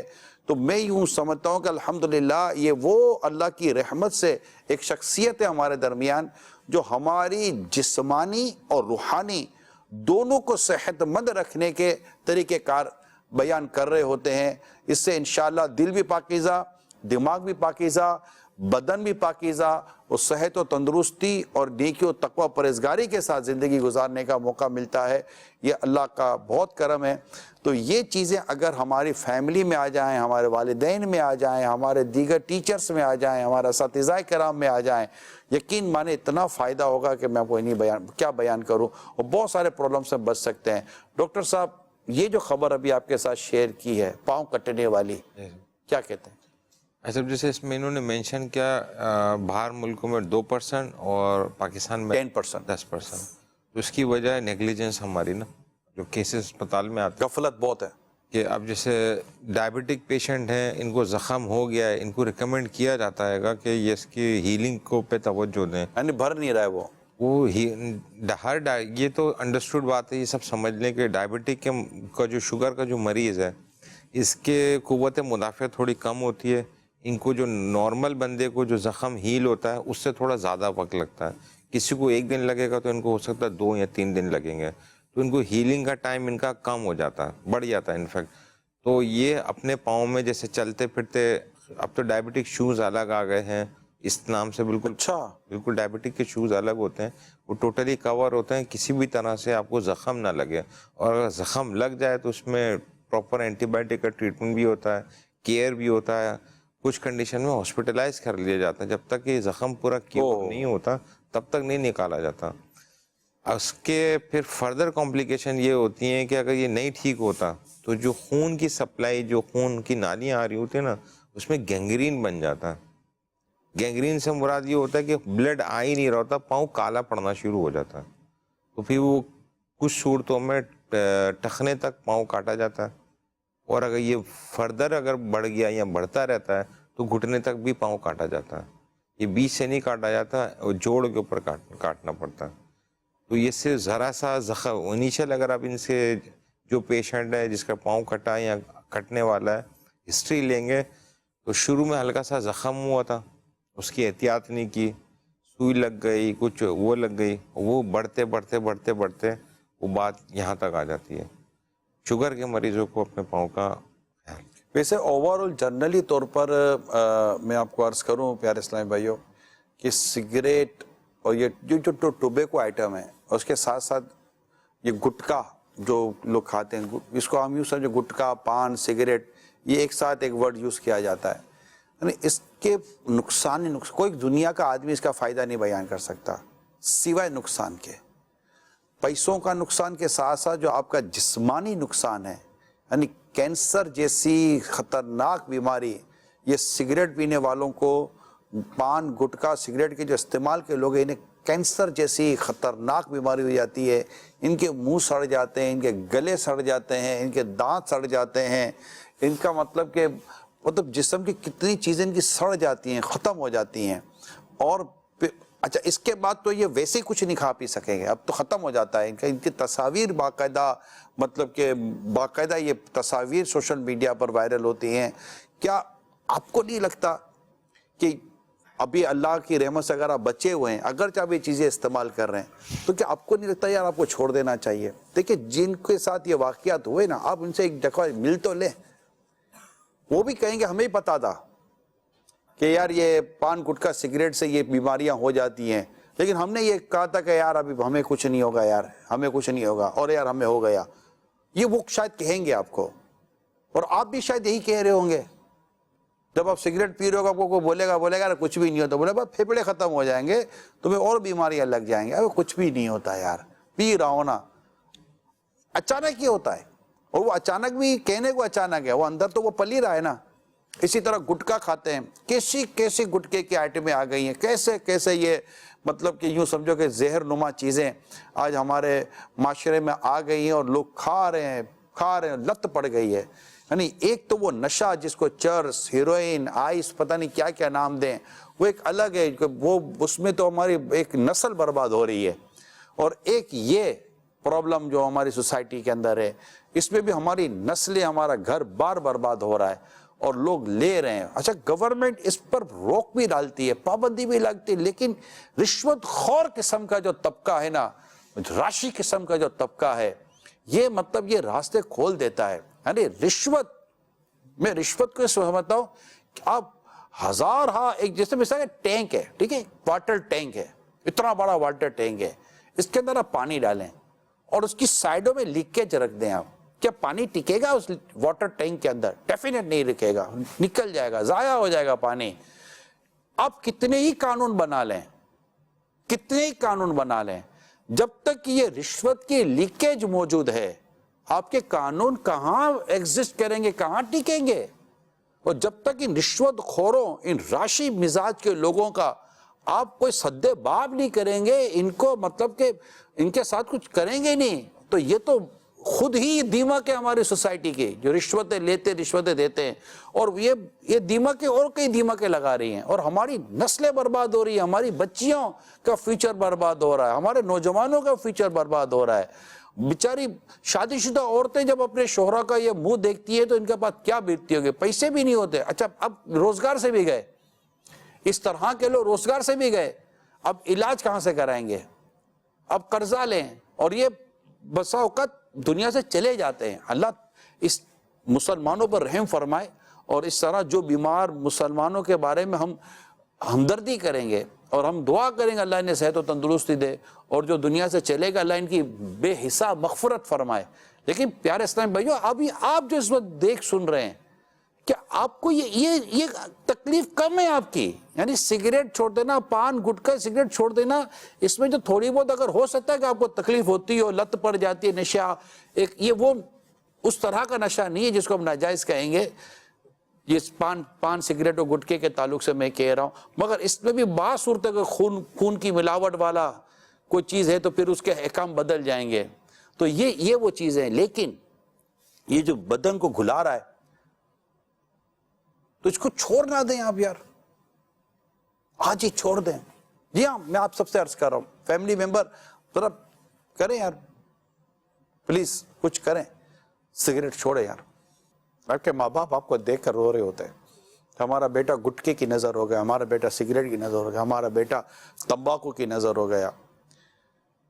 آپ بیوی اپنے شوہر کو دیکھ کر بیچاری کہہ رہی ہوتی ہے کہ نہ جانے اس کا کیا ہوگا, اور یہ گھر میں بیٹھ کر سگریٹ پھونک رہا ہے, اور اس کا دھواں نہ صرف اس کو برباد کر رہا ہے بلکہ اس کا دھواں اس کے ساتھ بیٹھے ہوئے فیملی ممبر کو بھی برباد کر رہا ہے. چھوٹے چھوٹے بچے, یعنی چھوٹے چھوٹے بچے کمرے میں, بالکل نیو بیبی بورن, یہ کمرے کے اندر آپ کے پاس لیٹتے, یہ کہاں لیٹے گی بچی؟ چھوٹا سا بچہ, ابھی تو اس کی ولادت ہوئی ہے, ابھی تو چند مہینے کا, چند سال کا ہے, اور آپ بیڈ روم میں بیٹھ کر, کمرے میں بیٹھ کر سگریٹ پی رہے ہیں. یہ بچہ سانس لے رہا نہیں لے رہا, تو آپ کی سگریٹ کا دھواں آپ کے بچے کے پھیپھڑے میں جا رہا نہیں جا رہا. آپ اوپر رہ کر اپنے بچوں کو اس طرح نقصان پہنچا رہے ہیں, یعنی آپ کو بھی نقصان, آپ کی بیوی کو نقصان, آپ کے بچے کو نقصان. کیا رہے ہیں آپ؟ ارے یہ جو میں باتیں بیان کر رہا ہوں کوئی مشکل باتیں نہیں ہے کہ اس کو سمجھنا مشکل ہے. آپ چپ کر کس سے چپ کر پی رہے ہیں؟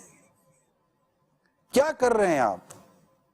اپنے آپ کو تباہ کر رہے ہیں, برباد کر رہے ہیں, پیسے برباد کر رہے ہیں, اپنی صحت برباد کر رہے ہیں. اور پھر یہ بات چیزیں, یہ میں نے دیکھا ہے کہ یہ عادتیں بندے کو نشے کی طرف لے کے جاتی ہیں, پھر وہ چرس کی طرف اور ہیروئن کی طرف, اور پھر وہ ناجائز قسم کے جو نشے ہیں اس طرف چلا جائے. پھر یہی صحبت اسے بدقسمتی کے ساتھ شرابی بھی بنا دیتی ہے. لے اب بتاؤ رہے کیا گیا, شراب پیے گا, پھر یہ کرے گا, پھر وہ کرے گا. جڑ سے ہی نہ نکال دے اس کو یار, کاٹ دو, یہ نہیں چاہیے ہم کو.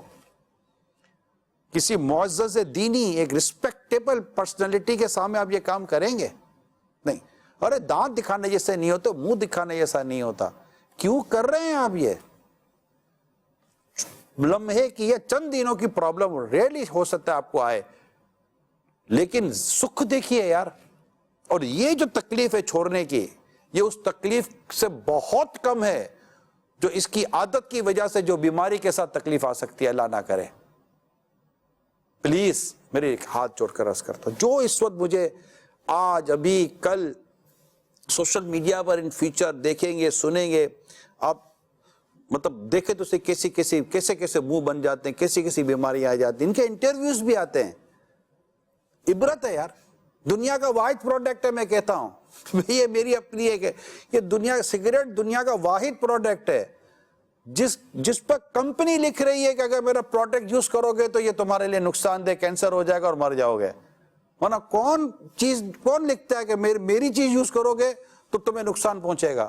ہر کوئی فائدے کی باتیں کر رہا ہوتا ہے, مگر پھر بھی یہ بھری رہا ہے. اربوں روپے کی سگریٹیں بک رہی ہیں اور لوگ پی رہے ہیں اور پھونک رہے ہیں, اور دھواں الگ نقصان پہنچا رہا ہے. چھوڑ دیجئے, پلیز چھوڑ دیجئے, اللہ اور اس کے رسول کی رضا کے لیے چھوڑ دیجئے. اور بدبودار منہ لے کر مسجد میں جانا ویسے ہی حرام ہے.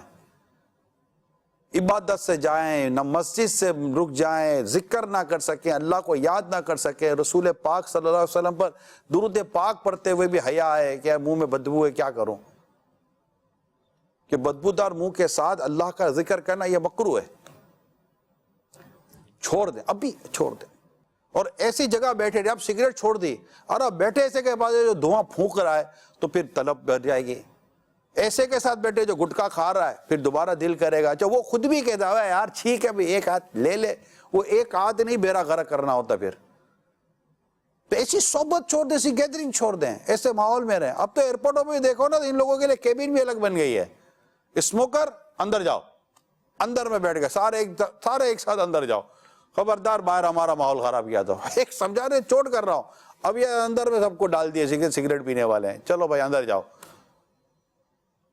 تو مہربانی کریں, پلیز ریکویسٹ کر رہا ہوں اپنی حالت. اور خدا نہ خواستہ کہ اس میں آپ شوگر کے, ذیابیطس کے مریض ہو گئے, ڈائبٹک ہو گئی ہے, اور اب اگر یہ آپ نے مطلب سگریٹ کے اس طرح کی لتیں پالی ہوئی ہیں تو سوچئے پاؤں کٹ جاتے ہیں یار. اللہ آپ کو اور ہم سب کو عافیت دے, عافیت. اللہ اپنی ذات کے سوا کسی کا محتاج نہ کرے. تو وہ کہتے ہیں خود کردارہ علاج نیست, اپنے ہاتھوں کے کیے کا کوئی علاج نہیں ہے. پھر یہ سب ہونے کے بعد یہ شعر یاد آتا رہے گا, جو کچھ بھی ہیں سب اپنے ہی ہاتھوں کے کرتوت, شکوہ ہے زمانے کا نہ قسمت سے گلا ہے, دیکھے ہیں یہ دن اپنی ہی غفلت کی بدولت, سچ ہے کہ برے کام کا انجام برا ہے. مان جائیے, ابھی سے مان جائیے, پلیز مان جائیے. مان گئے؟ مان جائیے, رک جائیے. اپنے بیوی بچوں کا منہ دیکھیں یار. یہ آپ کی بیماری میں اور آپ کی اس طرح انتقال کے بعد ان کے تعلق سے سوچیے تو صحیح. ماں باپ کو دیکھ کے ذرا سوچے, ماں باپ یہ بوڑھے ماں باپ کا چہرہ آپ کو اس بات پر ابھارتا نہیں ہے کہ یار ان پر بھی کیا یہ مطلب یہ بوڑھا باپ کا کندھا کیا آپ کی لاش کا وزن اٹھائے گا, یا آپ کی یہ محتاج زندگی کو کیا یہ افورڈ کریں گے آپ؟ اللہ عافیت دے, میں چوٹ کرنے کے لیے کہہ رہا ہوں. اللہ عافیت دے, اللہ عافیت دے. اپنے ذات کے سوا کسی کا محتاج نہ کرے. ایمان سلامت رہے, جان مال عزت آبرو سب اللہ سلامت رکھے, دین ایمان اللہ ہمارا سلامت رکھے, مگر اپنے ہاتھوں تو برباد نہ کرو. اب آپ بولو گے میں پانی میں غوطہ لگاؤں بال گیلے نہ ہو, دیوار پہ سر مارو اور سر پہ لگے بھی نہ, ہاتھ میں کوئلہ پکڑو ہاتھ بھی کالا نہ ہو, تو اب یہ فارمولا کس کے پاس ہے بھائی؟ نہیں ہے نا. تو ایسے مطلب کہ مان جائیے پلیز. ڈاکٹر صاحب ایک اور ہمارے پاس نیوز تھی, اور وہ نیوز کچھ اس طرح کی تھی کہ یہ جو فوڈ پریزرویٹو, ہاں یہ جو فوڈ جو ہے اس کے تعلق سے بھی آپ سے مجھے کچھ رائے لینی تھی. پہلے ہم اس کی رپورٹ دیکھ لیتے ہیں. پروسیسڈ کھانے پیٹ کے نظام کو خراب کرتے ہیں. امریکی فوڈ ریسرچ میں انکشاف, ایک طرف دنیا میں پروسیسڈ فوڈز کی کھپت میں اضافہ ہو رہا ہے, جبکہ دوسری طرف مختلف فوڈز ریسرچز میں پروسیسڈ فوڈ سے جڑے خطرات سامنے آ رہے ہیں, جیسا کہ پیٹ کے امراض, کولیسٹرول بڑھ جانا, دل کے امراض اور کینسر کا خطرہ وغیرہ. ایک امریکی ریسرچ میں انکشاف ہوا ہے کہ پروسیسڈ فوڈ میں اس کو محفوظ کرنے والے اجزاء انسان کے پیٹ کے نظام کو تباہ کر رہے ہیں. پروسیسڈ فوڈ کو دیر تک محفوظ رکھنے کے لیے جو مختلف کیمیکلز اور اجزاء استعمال کیے جاتے ہیں وہ پیٹ کی بیماریاں پیدا کرتے ہیں. بنیادی طور پر ایسی کھانے کی چیزوں کی زندگی میں اضافہ کرنے, یعنی زیادہ وقت محفوظ رکھنے یا کھانے کی مصنوعات کے ذائقے کو بہتر بنانے کے لیے ایسے کیمیکلز کو استعمال کیا جاتا ہے. ہمارے پیٹ میں بہت سے انسان دوست بیکٹیریا ہوتے ہیں جو ہمارے نظام کو صحیح رکھنے میں مدد کرتے ہیں, اور پروسیس فوڈ میں موجود کیمیکلز ان دوست بیکٹیریا کو نقصان پہنچاتے ہیں. ان کیمیکلز کے نتیجے میں بڑی آنت کی بیماریاں, ہاضمے کی خرابی اور کینسر تک ہونے کا خطرہ بڑھ جاتا ہے. یہ کیمیکل مضر صحت ثابت ہو رہے ہیں, اور ان سے خاص طور پر پیٹ کا قدرتی نظام بگڑتا ہے, اور یہ پیٹ کی سوزش اور ٹائپ 2 ذیابیطس کا بھی باعث بن رہے ہیں. یہ پیٹ میں موجود قدرتی بیکٹیریا اور قدرتی نظام میں موجود اجزاء کو نقصان پہنچاتے ہیں. ان کیمیکلز کے ساتھ کچھ ایسے کیمیکلز بھی ہوتے ہیں جو انسان کو اس کھانے کے ذائقے کا عادی بنا دیتے ہیں اور انسان کو وہی غذا پسند کرنے کی طرف مائل کرتے ہیں. اللہ اللہ اللہ آسانی کر, اللہ آسانی کر. بس یہ اللہ بھلا کرے ہمارے مدنی چینل کا, جو ہمیں اتنی اہم رپورٹس اور اہم خبریں نکال کر دے رہا ہے کہ ہم صحت مند زندگی گزاریں اور فتنوں فساد سے بچ کر زندگی گزاریں, اور ہم سب اپنے دین ایمان جان مال عزت آبرو کی حفاظت کے ساتھ زندگی گزارنے کی کوشش کریں. اور ماشاءاللہ آپ دیکھیے الدین نصیحہ دین خیر خواہی کا نام ہے. یہ بہت بڑی خیر خواہی ہو رہی ہے مدنی چینل کے ذریعے کہ ہمیں بہت کچھ اس تمام ان چیزوں سے بچنے کی ہمیں باقاعدہ ترغیب اور باتیں کی جا رہی ہیں کہ جن سے ہم مطلب اپنے آپ کو بہت سارے نقصانات سے بچا سکتے ہیں. ڈاکٹر صاحب کیا کہتے ہیں یہ اس میں ٹائپ 2 ڈائبٹیز کا بھی ذکر آیا, میں چاہوں گا اس کو بھی اگر آپ انکلوڈ کر لیں. سب سے پہلے تو یہ جو فوڈ پریزرویٹیوز جو ہے نا, اس پہ توجہ دلانی تھی. آج کل جو مارکیٹ کے اندر سارے جو کھانے موجود ہیں, بچوں کے چپس, کولڈ ڈرنکس ہو گئے, بنے بنائے جو فوڈ اس وقت مارکیٹ کے اندر اویلیبل ہوتے ہیں, چکن بھی ہوتی ہے, فش بھی ہوتی ہے, جن کی شیلف لائف زیادہ ہوتی ہے. یہ اگر ان سب چیزوں سے بظاہر یہ سب ان کی کوالٹی مینٹین کرنے کے لیے, ان کی لائف بڑھانے کے لیے, جراثیم اس میں گرو نہ کر جائیں, خراب نہ ہو جائیں, تو اس میں وہ کچھ کیمیکل ایڈ کیے جاتے ہیں, تو ان کو بولا جاتا ہے فوڈ پریزرویٹیوز. تو اب یہ چپس, کولڈ ڈرنکس, کھانے پینے کی اشیاء جو زیادہ دیر تک رکھے رہتے ہیں, ان میں چکن وغیرہ بھی شامل ہے, تو اس کی وجہ سے بچوں کے اندر جو الرجی کے امراض, اٹینشن ڈیفیسٹ ہائپر ایکٹیویٹی کے امراض, ڈائبٹس, اس کے بعد کینسر, یہ ریسرچ بیس ہیں, ڈاکیومنٹڈ فارم میں ہیں, وہ اسی کے بعد جب کیسز پریزرویٹو یوز ہوئے تھے، بہت ساری انرجی ڈرنکس ہیں ان کے اندر تو ایسے کیمیکل موجود ہیں جس میں ایڈکٹیو پوٹینشیل ہوتی ہے، یعنی کہ آپ نے اگر وہ انرجی ڈرنک پیا ہے تو آپ لازمی وہ انرجی ڈرنک دوبارہ پیئیں گے، ایسی چیزیں ہوتی ہیں، ایسی چیزیں ملی ہوئی ہوتی ہیں اس میں۔ تو ان چیزوں سے بچنے کا سب سے سیف فارمولہ یہ ہے آپ فریش غذائیں کھائیں، مارکیٹ سے لے کے خرید کے کھائیں، لیکن یہ فروزن جو ملتی ہیں زیادہ تر عموماً اس سے بچنا چاہیے۔ اگر پوٹیٹو چپس لینے ہیں تو اپنے گھر میں ہی آلو کو تل کے کھا لیں، بالکل ایسے فرینچ فرائز جیسے بچے کھاتے ہیں، فروزن آتے ہیں اس کے ایک احتیاطی طور پر یہ ہے کہ مطلب کہ اگر ویسے کم ہی کھانے چاہیے، یہ بچنا چاہیے، لیکن اگر کھانے ہیں تو پھر گھر کا لے لیں، جوس پینا ہے تو گھر میں ہی نکال رہے ہیں، اس طرح کی چیزیں اپنے گھر میں بنا لیں۔ بالکل ایسا اگر چکن ہے یا کوئی صرف فرائیڈ چیزیں بھی اگر لینی ہے تو فریش چکن لے کر اپنے گھر میں ہی بنا لیں۔ میں سب عرض کروں گا کہ جوس کا ڈبہ اگر کسی کو چیک کرنا نا، جوس تو پی لیتے ہیں، جوس پینے کے بعد ڈبے کو کاٹ کے ذرا اندر سے ڈبے کی کنڈیشن دیکھ لیں۔ تو یہ وہ چیزیں، اچھا مجھے یہ اندازہ ہے کہ اس میں بعض اوقات وہ کیمیکلز ہوتے ہیں جو آپ کو دوبارہ وہی چیز کھانے پر ریکال کرتے ہیں۔ یہ ہمارے ساتھ ایک ساؤتھ افریقہ میں قاضی امیر الدین بھائی ہیں، ان کی باقاعدہ اس میں یہ ان کی کوالیفیکیشن ہے، صحیح ہے، اور اس میں ان ماہر ہیں اس چیز پر۔ تو کبھی ہم جیسے سفر میں ہوتے تھے نا تو یہ ہمیں بتاتے تھے کہ دیکھیں یہ وہ کیمیکلز کے نام لیتے تھے، یہ وہ چیزیں ہیں کہ اس کے کھانے کے بعد آپ کو پھر ایک طلب پیدا ہوگی کہ یار یہ میں دوبارہ کھاؤں، یہ میں دوبارہ کھاؤں، یہ میں دوبارہ کھاؤں۔ تو یہ چیزیں ڈالی جاتی ہیں آئٹمس کے اندر کہ آدمی پھر دوبارہ اس کو لینے کی کوشش کرتا ہے۔ ڈاکٹر زیرک بھی ہمارے ساتھ ہے۔ ڈاکٹر زیرک، اس پر آپ کچھ کہیں گے؟ آپ مطلب یہ ہمارے ہاں بھی اس کیس کی کمی نہیں ہے، لیکن ویسٹرن کنٹری اس میں زیادہ انوالو ہے، بلکہ شاید ہو سکتا ہے کہ یہ ویسٹرن جو ممالک ہے یہ ایک بھی اس کا ایک ہمیں اس کا بھی یہ اس کا تحفہ بھی ہے کہ اس طرح کی چیزیں شاید وہاں سے زیادہ آئی ہیں، اگرچہ ہمارے یہاں بھی کمی نہیں ہے۔ جی بالکل ایسا ہی ہے، اور ظاہر ہے کہ تقریباً کم و بیش 15 سال پہلے جب میں میڈیکل اسٹوڈنٹ تھا تو ہمیں ایک یعنی کہ باؤل کینسر یعنی بڑی آنت کا کینسر ہوتا ہے، اس حوالے سے اس وقت ہماری کتابوں میں لکھا ہوا تھا کہ وہ ممالک کے جہاں پر ویسٹرن لائف سٹائل اور پروسیسڈ فوڈ ہے وہاں پہ یہ کینسر زیادہ پایا جاتا ہے کمپیئر ٹو وہ ممالک کے جہاں پر جو ہے وہ فریش فوڈ کھائی جاتی ہے۔ تو یقیناً جو ہے وہ اس کا بڑا گہرا تعلق ہے، اور بالخصوص جو پروسیس فوڈ میں کیمیکلز ہوتے ہیں یہ بچوں کے بیہیویئر کو کافی متاثر کرتے ہیں۔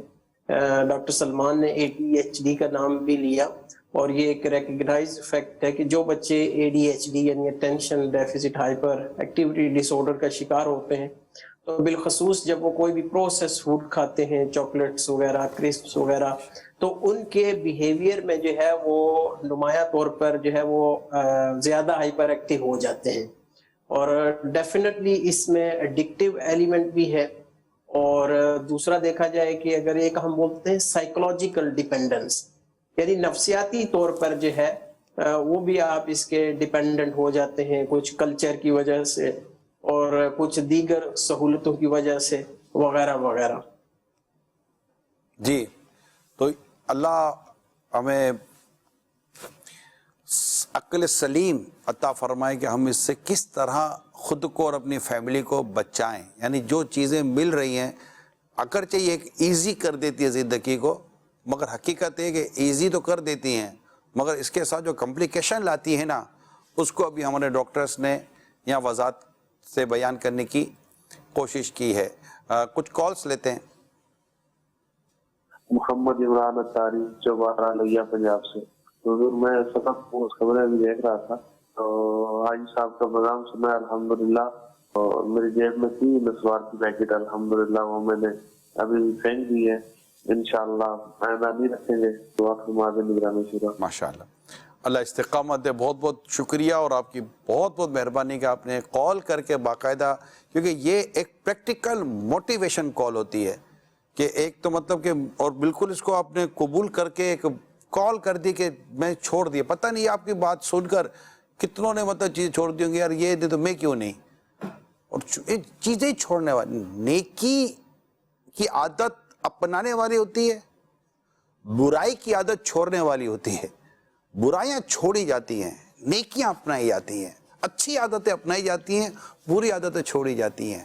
ویل ڈن، ماشاء اللہ، مرحبا. جی کال دیں. اٹک سے شراز بات کر رہا ہوں. میں کافی عرصے سے سگریٹ پی رہا ہوں. ابھی پروگرام دیکھ رہا تھا، حضرت صاحب کا بیان سنا ہے، تو میں ارادہ کرتا ہوں انشاءاللہ آج کے بعد سگریٹ نہیں پیوں گا. مرحبا، بہت بہت بہت بہت مبارک ہو، ماشاءاللہ، ویل ڈن، شاباش. اللہ استقامت بھی عطا فرمائے، اور بس اس نیت کو باقی رکھیے گا اور جمے رہیے گا. چند دنوں کی ہو سکتا ہے کہ شاید تھوڑی بہت پرابلم ہو، کہتے ہیں کہ طلب ہوتی ہے، مجھے اللہ کا شکر ہے اس کا کوئی ایکسپیرینس نہیں ہے. میں کبھی ٹوبیکو یوز کیا ہی نہیں ہے کسی بھی اس میں، آپ اس میں لے لیں شیپ میں. ماشاءاللہ، بہت خوب، مرحبا، مبارک ہو. جی کال دیں. اصغر محمود اتاری جہلم سے بات کر رہا ہوں. نگران شورا کا بیان سن رہا ہوں تو میں سگریٹ نہیں کرتا تھا، تو انشاءاللہ میں نیت کرتا ہوں کہ آئندہ سگریٹ توڑ دوں گا انشاءاللہ. واہ ماشاءاللہ، یہ ریپٹلی ریزلٹ کتنی خوبصورت ہے یہ مدنی چینل کی، یہ مدنی چینل کی مدنی بہاریں کہ کتنا ریپٹلی آپ کو ریزلٹ ملتا ہے. ٹھیک ہے، ابھی نیتیں ملی ہیں، لیکن ہم حسن ظن رکھیں کہ ان کی نیتوں پر اللہ انہیں استقامت بھی دے اور یہ اس چھوڑنے میں کامیاب ہو جائیں. اسی طرح جو گٹکے کے عادی ہیں، پتہ نہیں کیا کیا اس کے نام ہوتے ہیں، وہ سب کھاتے ہیں اور تمباکو کی چیزیں کھاتے ہیں، ٹوبیکو یوز کرتے ہیں، پلیز سب اس سے چھوڑیں. اس کے علاوہ دیگر جو نشے کے عادی ہیں، اللہ کی توفیق شامل حال ہے تو آپ بھی پلیز چھوڑیں. ہمارے ساتھ ڈاکٹر سلمان اور ڈاکٹر زیرک دونوں موجود ہیں، لیکن میں یہاں پر ایک بڑی ہی دل خراش خبر آپ سے شیئر کرنے جا رہا ہوں. ہمارے پاس پتنگ بازی کا ایک عجیب ایک برا ایک گندا اور فضول قسم کا شوق ہے، اور کئی مطلب یہ گناہوں کو ساتھ لے کر آتا ہے، اور یہ خاص طور پر پنجاب کی طرف بھی یہ کافی چلتا ہے. اور اس کی جو ڈور ہوتی ہے وہ سمجھے نا قاتل ڈور ہوتی ہے، گلے کو کاٹ دیتی ہے. کئی بچے، کئی جوان، کئی لوگ اس سے مطلب کہ انتقال کر جاتے ہیں. پابندی بھی لگتی ہے، گورنمنٹ کی طرف سے پابندی لگتی ہے. اب یہ کوئی ڈھکا چھپا تو ہے نہیں، کوئی کمرے کے اندر تو کوئی پتنگ اڑائے گا نہیں کہ کمرے کی 4 دیوار میں بندہ پتنگ اڑا رہا ہے. سیدھی سی بات ہے، پتنگ کے لیے بندے کو کھلی فضا چاہیے، چھت چاہیے، اور اڑتی ہے، نظر آتی ہے کہ پتنگ اڑ رہی ہے. اس کے باوجود بھی یہ پتہ نہیں کیوں نہیں ان کو مطلب پکڑا جاتا، اور ان کے ساتھ کیوں نہیں مطلب کہ صحیح معاملہ کیا جاتا ہے کہ یہ آئندہ اس چیز سے باز رہیں، اور کیسی اس سے پریشانی آ رہی ہیں. آئیے اس کی رپورٹ دیکھتے ہیں. پتنگ بازی پر پابندی کے باوجود یہ خطرناک کھیل جاری ہے. گزشتہ سالوں کے دوران قاتل ڈور پھرنے سے چھوٹے بچوں سمیت کئی ہلاکتیں ہو چکی ہیں. اب ذرا زور سے، میں مانتا ہوں کہ یہ جو موبائل لوٹ کے ہیں، جو پکڑ رہے ہیں تو مار دیتے ہیں، جو رابری کر رہے ہیں مطلب لوٹ مار مچاتے ہیں، چوریاں کرتے ہیں، ڈکیتیاں مارتے ہیں، جان لے لیتے ہیں، اور اسٹریٹ کرائم میں جو مبتلا ہوتے ہیں، بہت اللہ ان کو بھی ہدایت دے، غلط کر رہے ہیں، جانیں لے لیتے ہیں. ارے بھائی یہ بھی تو جان لے رہا ہے، یہ بھی تو جان، وہ تو چپ کر آ رہا ہے، ڈھکا چھپا آ رہا ہے، فوراً بھاگ رہا ہے. یہ تو کھلے بندوں کام ہو رہا ہے، اور مطلب بڑی تعداد میں ہو رہا ہے. کیوں نہیں روکا جا رہا ان کو؟ 2 4 6 کو شریعت کے مطابق آپ اس کو مطلب کہ قرار واقعی طور پر لے لیں آپ، انشاءاللہ تعالیٰ سب صحیح ہو جائے گا. جی ہاں، اللہ نے چاہتا ہو. اسی طرح اور بھی کئی معاشرتی طور پر ہمارے یہاں جو خرابیاں بڑھتی جا رہی ہیں، جیسے میں نے عرض کی تھی کہ کچھ ایسی چیزیں جو قتل و غارت گیری، گھر کے جھگڑے، فساد، یہ ساری چیزیں ہو رہی ہوتی ہیں، یہ رک نہیں رہا ہے. اب یہ جو کچھ ہو رہا ہے دنیا میں، یہ ایک ملک کی بات نہیں ہے، کئی حادثات ہو رہے ہیں. کچھ حادثات ٹھیک ہے، کوئی مطلب کہ ایک واقعی ایسا ہو جاتا ہے جسے ہم کو لگتا ہے کہ کس کا قصور، تو بظاہر کو ایسا لگتا نہیں ہے، لیکن کئی حادثات ایسے جن کے پیچھے یا تو ڈرائیور کا قصور ہوتا ہے، یا رول فالو نہ کرنے کا پرابلم ہوتا ہے، یا مینٹیننس ویکلز کا نہیں ہوا ہوتا پراپرلی، اس کی وجہ سے حادثات ہو جاتے ہیں. تو ان تمام تر چیزوں کو روکا جا سکتا ہے. کہیں میں نہیں کہتا 100% اس پر قابو پایا جا سکتا ہے، لیکن اس پر کسی حد تک قابو پایا جا سکتا ہے. اسی طرح یہ جو گھریلو جھگڑے ہیں، ڈاکٹر زیرک سے میں عرض کروں گا، ڈاکٹر سلمان بھی چاہیں تو اس میں اپنا فیڈ بیک دے سکتے ہیں کہ یہ جو گھریلو جھگڑے ہیں ڈاکٹر صاحب، باپ نے بیٹی کو مار دیا، بیٹے کو مار دیا، اور اولاد نے ماں باپ کو مار دیا، شوہر نے بیوی کو مار دیا، بیوی نے شوہر کو مار دیا، خودکشی کر لی، یہ ہم سنتے ہیں. لیکن کیسے ہو جاتا ہے یہ سب؟ ایسا ذہن پر ایسی کیا چیز سوار ہو جاتی ہے جس سے بندہ اتنے بڑے اٹیمپٹ کر جاتا ہے؟ جی ڈاکٹر زیرک. یہ ڈفرنٹ ہوتی ہے، لیکن اگر بنیادی طور پر دیکھا جائے سب سے پہلے تو گھر کا ماحول ہوتا ہے کہ گھر میں لڑائی جھگڑے ایک بہت بڑی وجہ بنتے ہیں کہ جس میں جو ہے وہ بندہ اپنے ایموشنز اور اپنے جذبات کو قابو میں نہیں رکھ سکتا، اور ایک عرصہ دراز سے، یہ نہیں ہے کہ آج جھگڑا ہوا تو کل کسی نے کسی کو قتل کر دیا، مہینوں بلکہ بعض دفعہ سالوں جو ہے یہ جھگڑے چلے آ رہے ہوتے ہیں۔ اچھا، اس میں پھر دوسرا مین فیکٹر یہ ہوتا ہے کہ جیسے جو دو میاں بیوی ہیں، اب اگر ان کی بچپن کی لائف دیکھی جائے تو ان کے والدین کے بھی آپس میں جو ہے یہ جھگڑے ہوتے رہتے ہوئے ہوں گے، جس کی وجہ سے کیا ہوتا ہے کہ بعض دفعہ یہ سٹریسفل سچویشن رہتی ہے اور بندہ جو ہے کئی دفعہ جو ہے وہ ڈپریشن، سٹریس یا انگزائٹی کا شکار ہو جاتا ہے۔ تو ایک جو ہے وہ ریزن اس میں پھر مینٹل النس کی پرابلم آ جاتی ہے کہ ذہنی طور پر جو ہے وہ بندہ سٹریس کو مینج نہیں کر پاتا، پھر اس کے ذریعے اپنے جذبات کو مینج نہیں کر پاتا، اور جیسے ہی کوئی ایسا کام اس کے مزاج کے خلاف پھر ایک دفعہ ہوتا ہے کہ اب اس کے جذبات قابو سے باہر ہو جاتے ہیں، تو ایسی صورت میں پھر جو ہے وہ تشدد کی طرف، تشدد کا رخ کرتا ہے، اور کئی دفعہ کیا ہوتا ہے کہ مارنے کی نیت نہیں ہوتی لیکن تشدد اتنا شدید ہو جاتا ہے کہ اگلے کی جو ہے وہ جان بھی چلی جاتی ہے۔ ہاں، ایسے بھی کیسز ہے جہاں واقعی جو ہے وہ جان بوجھ کر جیسے پسٹل سے کسی نے فائر کیا تو اس میں جان لینے کا بھی ارادہ ہوتا ہے، اور بنیادی بات یہی ہے کہ جذبات جو ہے نا یہ ان کے یہ مشتعل ہو جاتے ہیں، ان کو کنٹرول نہیں کر پاتے، اور اس کے پیچھے گھریلو مسائل اور ان کی اپنی پھر بچپن کی تربیت۔